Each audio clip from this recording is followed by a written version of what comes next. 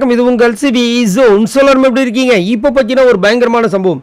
நம்ம விஜய் சேதுபதி வந்துட்டு வந்தவொடனே ஒரு பயங்கரமான டாஸ்க் கொடுத்தாரு. அந்த டாஸ்கில் வந்துட்டு என்ன அப்படின்னா போகி அப்படின்னும் போது நம்ம பழையன கழிதலும் புதியன புகுதலும். நிறைய பேர் வந்து வீட்டில் இருக்கிற துணி இதெல்லாம் வந்து எரிப்பாங்க, பழசாக இருக்கிறது எல்லாத்தையும். அதெல்லாம் கிடையாது.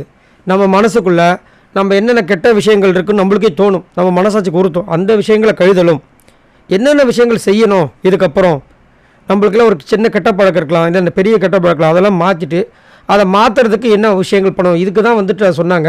பட் இனிமேல் நிறைய பேர் வந்துட்டு வீட்டில் இருக்கிறத வந்து போட்டு எரிச்சிக்கிட்டு இருக்காங்க, பொல்யூஷன் ஏற்படுத்திட்டு இருக்காங்க.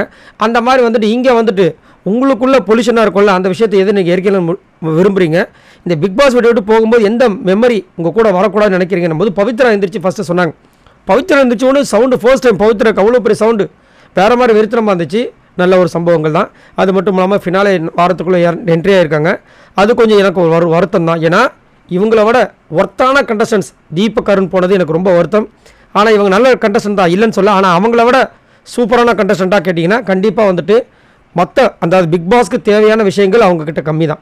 மற்றபடி ரொம்ப நல்லவங்கன்றதில் மாற்றுக்கிட்டே கிடையாது. பட் என்ன பண்ணுறது, அவங்களுக்கு அந்த யோகம் இருக்குது. என்ன சொன்னாங்கன்னா, எதை வந்துட்டு எரிக்கணும்னு நினைக்கிறேன், எனக்காக யோசிக்காமல் மற்றவங்களுக்காக நிறைய விஷயங்கள் யோசிச்சிருக்கேன், அதை தூக்கி போட்டு எரிக்கணும்னு நினைக்கிறேன் அப்படின்ற மாதிரி ஒரு விஷயத்த சொன்னாங்க. அது ஓகே தான். பட் அந்த மாதிரி நினச்சதுனால தான் நீங்கள் இங்கே இருக்கீங்கன்றது தான் என்னோட கருத்து. அந்த மாதிரி இல்லாமல் வந்து இவங்க எப்பயும் வெளியே போயிருப்பாங்க.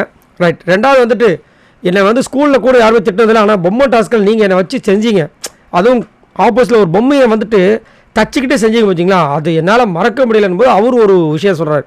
என்னென்னா, அன்றைக்கி நான் ஏன் அந்த பொம்மையை பண்ணேன்னா, எப்போவுமே நான் வந்துட்டு ஒரு துருப்பிடிச்ச விஷயமோ இல்லை பழைய காரோ இல்லை கிழிஞ்சு போட பொம்மை ஏதாவது ஒன்று பார்த்தோன்னா எனக்கு ரொம்ப வருத்தமாக இருக்கும். அதனால் அதை வந்து எப்படி சரி பண்ணுறதுக்கு ட்ரை பண்ணுவேன்.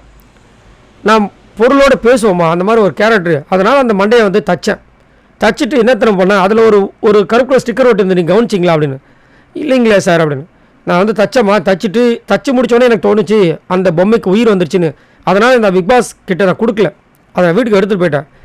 அது ஏன் எடுத்துகிட்டு போனால் அந்த பேப்பரை பிரித்து பார்த்தேன், உள்ளே பவித்ரா இருந்துச்சு.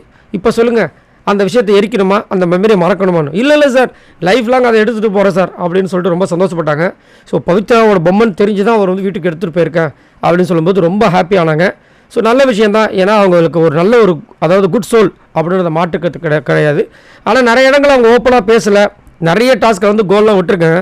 பட் இருந்தாலும் என்ன பண்ணுறது. சரி, நீங்கள் உங்களோட கருத்தை சொல்லுங்கள். இன்றைக்கி பவித்ராக்கு இந்த மாதிரி ஒரு செம்மையான ஒரு சர்ப்ரைஸ் நம்ம விஜய் சேதுபதி சொன்னதை பற்றி என்ன நினைக்கிறீங்க? மறக்காம கமெண்ட்ஸ் பண்ணுங்கள். பாய் நண்பர்கள்.